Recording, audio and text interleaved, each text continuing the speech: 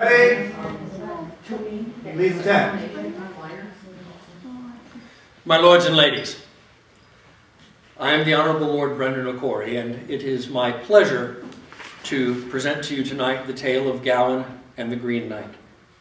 Now, some of you may be familiar with this tale, having had it inflicted upon you in college lit class. 1,200 odd lines of Middle English alliterative verse.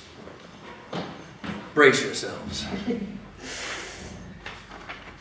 This is how the tale may well have been performed before that bloody poet sunk his hooks into it.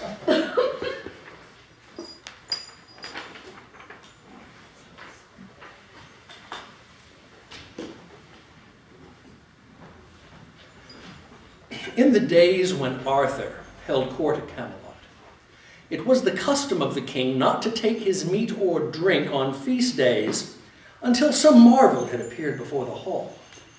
This being Camelot in usual and customary times, the king had not long to wait upon his food, but on this particular New Year's Eve, the venison was growing cold. And Arthur was just about to lean over to Merlin and say, "You old conjurer, will you do something before we all starve to death?" When the doors of the hall burst open, and in rode a giant of a knight on a steed to match, twice the height of an ordinary man. Clad all in green he was. From his soft leather shoes to his richly embroidered cloak, covered all over in birds and bees and butterflies with gems and golden thread. His hair and beard fell about his shoulders and onto his chest like a bishop's mantle. In his hand he held an axe, as long as a man is tall, as richly decorated as the trappings of his horse, with green leather and golden filigree wire and precious gemstones. The head of the axe was as long as your arm, with a wicked blade that glittered in the flickering firelight. But this was not the strangest aspect of this knight's appearance, for his very skin and hair were the color of moss in the deepest woods. Lancelot shot to his feet. "Who are you to enter the presence of the king, unbidden, unannounced, and bearing warlike weapons?" "Peace, friend," said Arthur. "Good Sir Knight, we bid you welcome. Well, I fear we were not apprised in advance of your appearance, else we should have prepared more victuals. I fear should we pile all our trenches together, it would not satisfy your appetite." "My appetite? I will tell you of my appetite, King Arthur. I have heard the tales of your Knights of the Round Table, of their honor and their prowess, and I do doubt them. I wager there is not a man in this hall willing to stand toe-to-toe with me and trade blows with my axe, though I give him the first blow." Arthur looked around his table. None of his knights would meet his eye. Even Bors and Lancelot toyed with their food. Suddenly young Gawain was at the king's elbow. "Uncle, give me the honor of this challenge." "But you're just a boy." "I am a knight of this round table, and that by your own hand. But look at the size of him. He'll crush you at a single blow." His Majesty may be pleased to recall his lessons, in which the Lord God saw fit to deliver the giant Goliath into the hands of David, a shepherd boy, and may he do the same tonight. Look around your table, uncle. Your knights of great renown will not meet your gaze, and well they should not, for they have much to lose. I am young and have naught to gain but honor.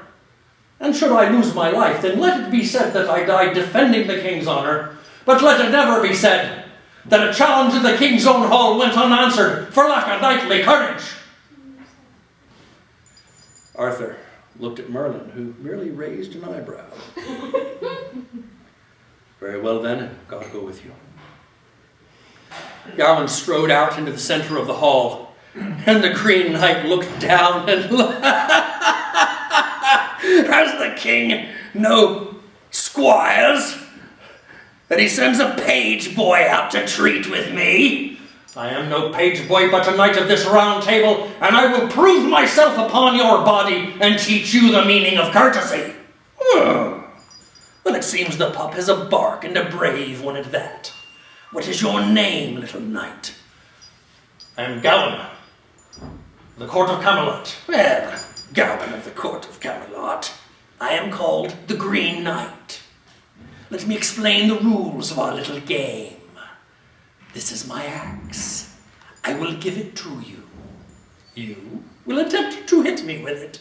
I shall make no defense. If I should survive your mighty blow, I will hit you back at a time and a place of my choosing. Do you agree? I swear it on my honor as a knight. I swear it on my honor as a knight. Well, certainly that is small enough surety. But if it must suffice, it shall suffice. Catch!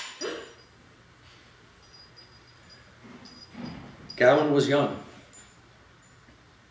not having yet seen a score of summers. But he was no mere stripling youth. He was the son of King Lot of Orkney, raised in the service of Arthur and the Round Table. He seized the axe in midair, planted his feet, found its balance, swung from his hips, and at a single stroke lopped the giant's head from its shoulders. The head rolled beneath the table, and the knights kicked at it as though it were a ball, laughing. But the dogs backed away, whining, their tails between their legs. For the body, standing in the center of the hall, fountaining blood, did not fall. Instead, stepped forward, knelt, seized the head by the hair, and turned it to face Gawain.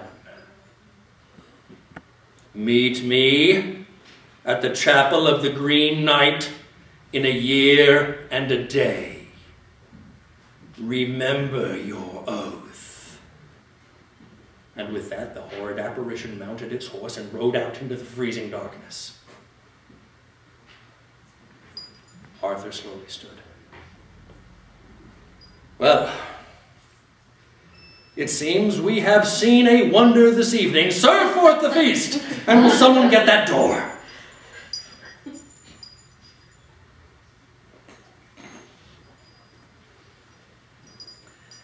They hung the axe on the wall behind Gawain's seat at the Round Table, and all who passed by remarked merrily upon Gawain's courage and prowess and the deed he had done. Gawain, for his part, could think only of the journey which yet awaited him and the fate that he must face. The year passed all too quickly for Sir Gawain. Winter melted into spring. Spring blossomed into summer. Summer ripened into autumn. And as the fruits of the harvest were being brought in, Gawain made preparation for his journey. And so, on the morning of All Saints, he arose early, was bathed, dressed in clean white linen, and armed and armored as befits a knight. Went into the chapel, heard Mass, received the Holy Eucharist, made his confession, and was shriven of his sins. And then went out in the courtyard, mounted his horse, and was handed up his shield.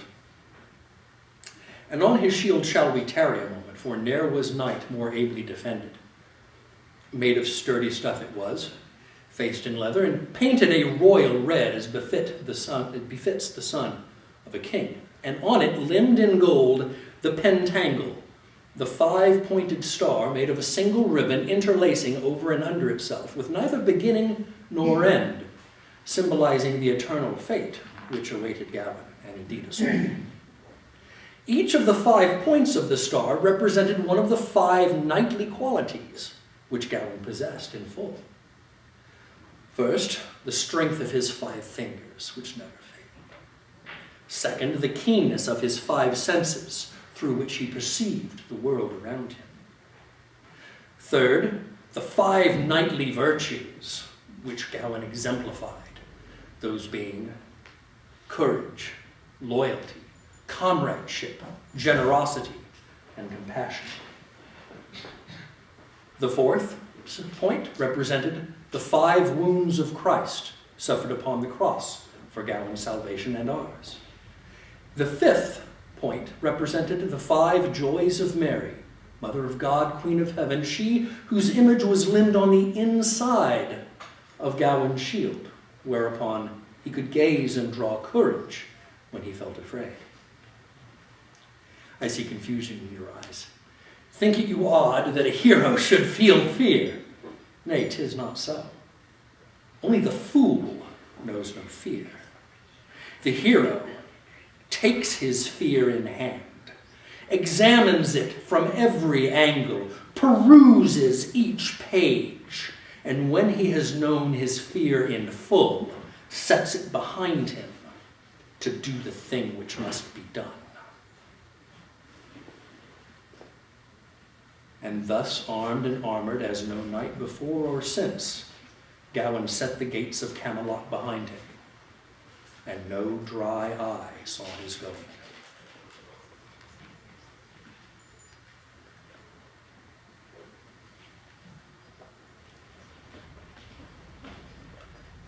For many days Gawain rode, and at every farm and hamlet he inquired as to if any knew the dwelling place of the Green Knight or the road upon which it might be found, but none could give him answer. Eventually he passed beyond the dwelling places of man into wild and rocky lands, and never did he ford stream nor overtop pass, but he was faced with some fell beast or wild man requiring the dispatch of his sword. Many nights he slept in his steel, on cold stone, his helm for a pillow. No company had he but his horse. Seldom had he food that he liked. Always his paternoster was in his hand, continually giving over his quest and his soul to the care of heaven. It would be tedious to tell the 10th part of his adventures. But it came to pass that on Christmas Eve, in a blinding, driving, freezing rain, as he thrust his way through a thicket of thorns, he saw in the distance a light in a tower. Shoving aside the last of the shrubbery, he crossed a wide lawn, came to the castle door, pounded upon it with the pommel of his sword, crying admittance for the love of Christ and in the name of the king. The door opened, and strong and gentle hands bore him inward, sat him by a fire, wrapped him in a cloak, brought him hot mulled wine and cold meat. Soon the lord and lady of the castle came to take the measure of their unexpected guest. Gawain thanked them for their hospitality. This was a fine couple, well made to rule a noble people. The lord of middling years, but still hale and hearty, with a laugh long and deep and used well and often. He was tall and strong, broad in the shoulders. His hair and his beard fell about his hair and shoulders, his shoulders and chest. His eyes glittered like emeralds, shut through with golden veins. And the lady, poets, despaired when she entered a room, for all their superlatives fled before her beauty. Indeed, the rose would grow pale at the sight of her lips. The milk would blush at the sight of her cheeks. There was no maid more fair in face and form in all the world, save perhaps Queen Guinevere herself, than the Lady Bertilac. Gawain explained the reason for his quest and why he was here on such a night as this, and it being Christmas Eve. He thanked the lord and lady for their hospitality, but explained that he must away on the morn to continue his search for the chapel of the Green Knight. At this, the Lord Bertilac laughed. My friend, you You need not concern yourself with that. I know well the dwelling place of that old monster. It is less than half a day's ride from here. You shall celebrate the Christmas season with us. Rest, regain your strength. Enjoy yourself. Then on the appointed morning, one of my squires will bear you hence. Steward, open a cask. We have a guest from Camelot. And so they drank to friendships new and old, and to adventures past and those yet to come, and so eventually to bed.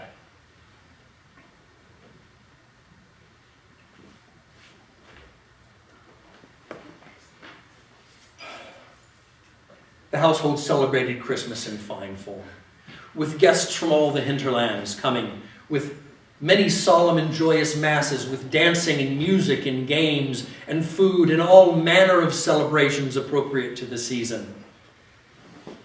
And when the days of celebration were past and the guests had returned to their homes, Lord Bertilac came to Gawain one evening and said, "My friend, on the morrow I must needs go hunting to replenish my somewhat depleted larders. Now, you stay here, rest, regain, recover your strength. But so that your day is not entirely without sport, let us make a wager between us. Whatever I gain hunting in the fields, I shall give to you as your spoils of the day, and in return you give to me whatever prize you may win here. Are we agreed?" "Indeed. Steward, open a cask." And they drank to seal the deal, and drank to friendships old and new, and adventures past and yet to come, and so eventually to bed. In the morning, Bertilac and his retinue departed in a flurry of hooves, horns, and hounds, while Gawain remained abed, and was awakened by the scrape of his chamber door and soft footsteps on the flagstones. He felt a weight settle on the foot of his bed. He feigned sleep, but soon enough realized that his visitor was determined to outwait him. And so he rolled over, stretched, gave a great yawn, sat up and snatched the covers to his chin, because sitting at the foot of his bed was not some page boy sent up to dress him, but the Lady Bertilac herself. Clad in a plain linen shift, her hair unbound and falling across her fair shoulders. "Good morning, Sir Bertilac. How is it that a knight on campaign sleeps so soundly? Who knows what assaults you might have suffered as you slumbered?" "My lady, a knight on campaign may sleep soundly when safe within the walls of a trusted friend." But Gawain, I am not your friend. I am your enemy, and I hold you captive and hold you for ransom." And she pinned him to the bed by the sheet. "My lady, I own that I am fairly and truly captured, and may I say that ne'er was captive more captivated by his captor. But as you may plainly see, in my present condition, I am in no means able to pay ransom." The lady's eyes traveled from his to his feet and back.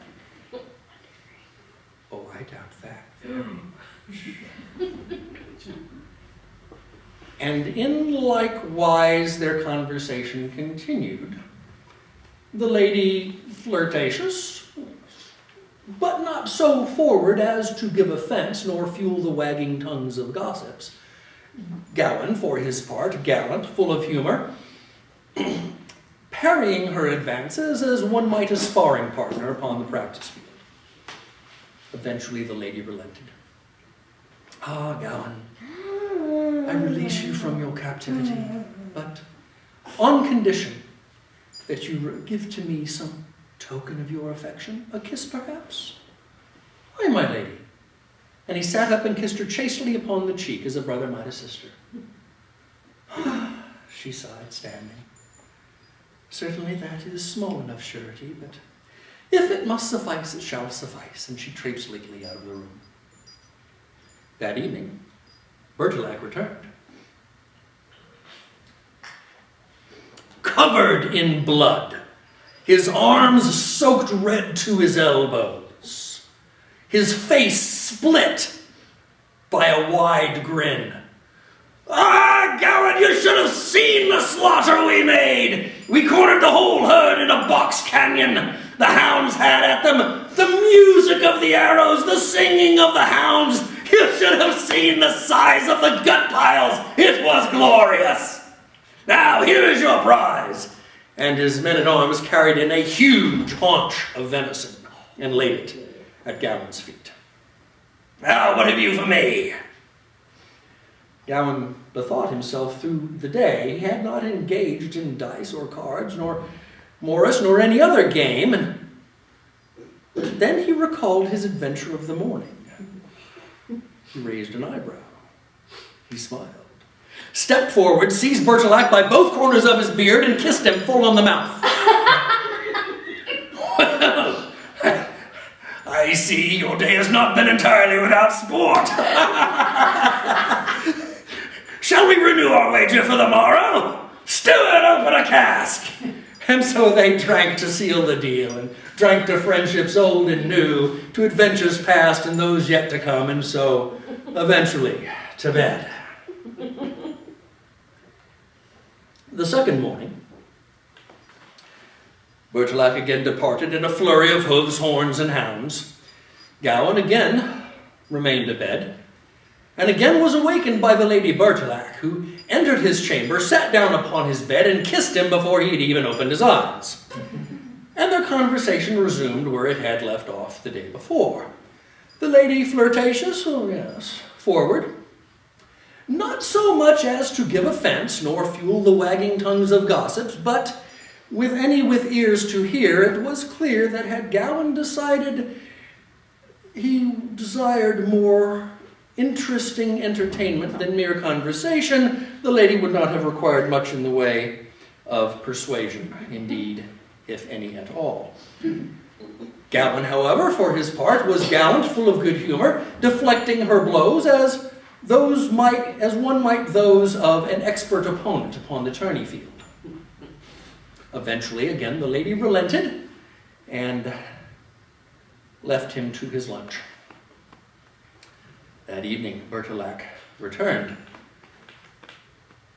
spattered with blood, spattered with mud, twigs and leaves entangled in his hair and beard, and scratches on his leather jerkin, a grim look of satisfaction upon his face. Behind him, his men-at-arms carried the carcass of a forest boar with tusks as long as your hand, with Bertilac's sword thrust through its skull. "Well, Gawain, the little piggy put up a good fight. Killed 3 of my hounds, wounded 2 of my men, though, praise God, I'm told they will walk again. But we'll have bacon all winter! Now, what have you for me?" Again, Gawain bethought himself of the day, and racking his brain could think of no prize he had won, save that of the morning's adventure, the kiss with which he had been awakened, and the one with which he had bid the lady depart his room. And so he raised an eyebrow, and Bertilac's smile faded. Gawain smiled. Bertilac attempted to step back, but was too late. Gawain stepped forward, seized him by the corners of the beard, and kissed him twice, full on the mouth. "Well, my friend, it appears that your game is improving. Dare we renew our wager for a third day? Steward, open a cask!" And so they drank to seal the deal, and drank to friendships old and new, to adventures past and those yet to come, and so, eventually, to bed. On the third morning, Bertilac again departed in a flurry of hooves, horns, and hounds. Gawain, for his part, again remained abed, and was awakened by the Lady Bertilac, who boldly entered his chamber, flung herself full length upon him upon the bed, and begged him, after kissing him once, twice, 3 times, to please make love to her now. He roughly pushed her to the floor. "My lady, do not speak such shameful words. I would not dishonor myself or you, or my friend in his own house. What sorcery, what madness has come over you?" "Oh, Gawain. Tomorrow you must go face the Green Knight. I fear for your life. If you will not love me, so please take this from me to save your life." And she unwound from her waist a beautiful green belt, woven in silk and shot through with golden threads. "Take this, wear it beneath your armor. Tell no man that you wear it, and it will keep you safe from all weapons. Save your life." And she fled the room, sobbing. Gawain sat on the edge of the bed with the green belt in his hands for a very long time. That evening, Bertilac again returned. Again with twigs and leaves in his hair and beard, again with spatters of mud, scratches of thorns on his jerkin, and in his hand he carried the skin of a fox. "Well, Gawain, old Renard led us a merry chase indeed. Over stream, through fen and field, my men had to take down 2 farmers' walls to have at him. But the dogs had him cornered in the end, and they would have torn him to pieces, but I stepped in and saved his skin. The furrier has a bit of patchwork to do, but here is your prize. Now, dare I ask what you have for me?" Gawain raised an eyebrow. "Oh, no." He smiled, stepped forward, seized Bertilac by both corners of his beard, and kissed him once, twice, 3 times full on the mouth. "Well, Gawain, I see that your game continues to improve. Perhaps it is for the best that tomorrow we shall not renew our wager. Oh, do not be downcast. The old fool is probably nowhere near the place. Just make your appearance, make your mark in the snow, and be gone away home. Steward!" But Gawain had no heart for merriment that night and went early to bed. In the morning he was bathed, dressed in clean white linen, armed and armored as before, his armor cleaned and repaired and polished. Again he went into the chapel and heard Mass and received the Holy Eucharist, made his confessions, and was shriven of his sins. And then went out, mounted his horse in the courtyard, where awaited him a squire. They rode to the gate of Castle Bertilac, where stood the Lady Bertilac alone. "My lady, where is your husband?" "He was called away on urgent business of the estate." "And the belt?" "No man knows, my lady. No man knows." And so the 2 of them set the Castle Bertilac behind them. They rode for some hours through pleasant fields until they came to a place where the path divided to the left and to the right. "Sir Gawain, I beg of you, do not turn to the left, for that way lies only death and destruction. Turn to the right. Go home. No one will know." "Good squire, I thank you for your concern and your kind service. But if I turn to the right, I would know, and every day die 1,000 cowards' deaths in my own heart. Return to your master, and may God go with you." And with that, Gawain turned to the left, alone. Soon the path narrowed and twisted between high, craggy, dark rocks. There was no buzz of insect, no trill of bird song, no sound indeed, but the sighing of the frigid wind through twisted, bare branches, and the drip, drip, drip of icy water on black rock, a hollow clatter of his horse's hooves on the shattered rocks below.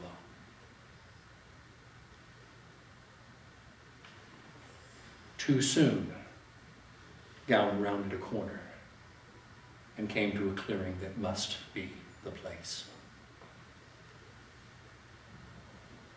There was a chapel, what once had been a chapel. The roof long since collapsed. The stone cross in the courtyard fallen over and broken, the walls crumbling. It had a stench of evil and decay. It seemed the sort of place where the devil himself would say his matins at midnight. And there was no sound. Gawain dismounted and for a moment dared to hope that he might be alone. Scream! Scream! Scream!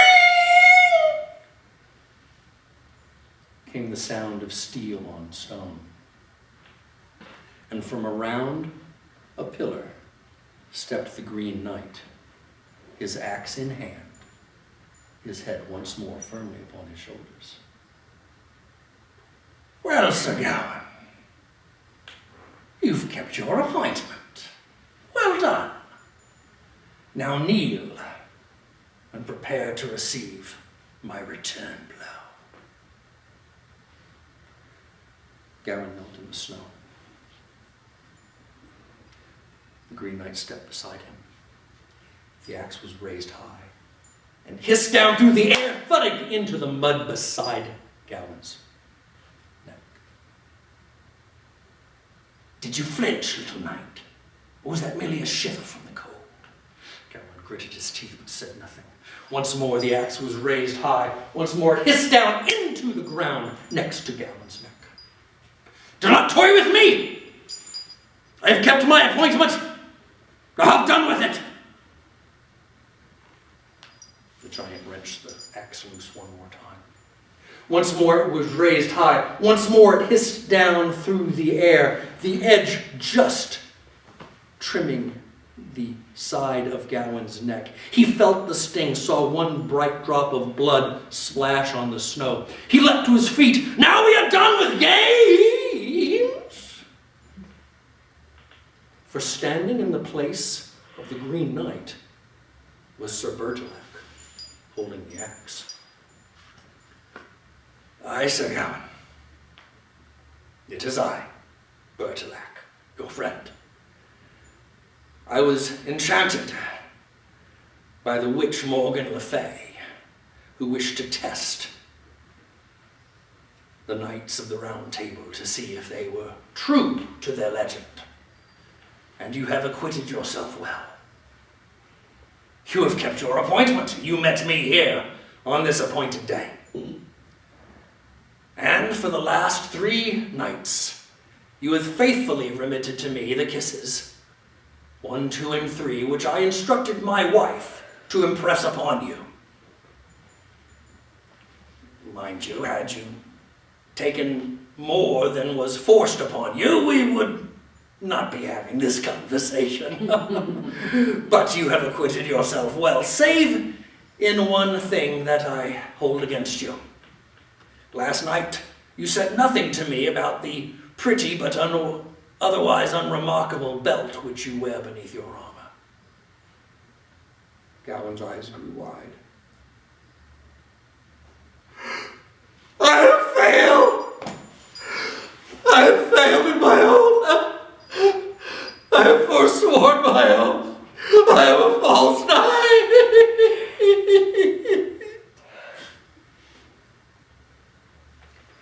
Rise, my friend.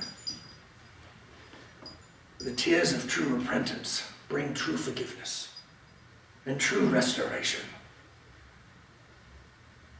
A young man may be forgiven for seeking to preserve his life, especially when he has lately been reminded of the pleasures that it can hold. Return home to your brethren with your honor intact. But always remember that a knight must hold his word above all else, even his life. And so Gawain returned to Camelot. And when he told them the whole of his adventure, sparing not himself nor his role in it. And he wore the green belt as a baldric from shoulder to waist. And all the knights of the Round Table caused to be made green baldricks for themselves that they wore until the end of their days, that they would never forget the lesson of Gawain and the Green Knight.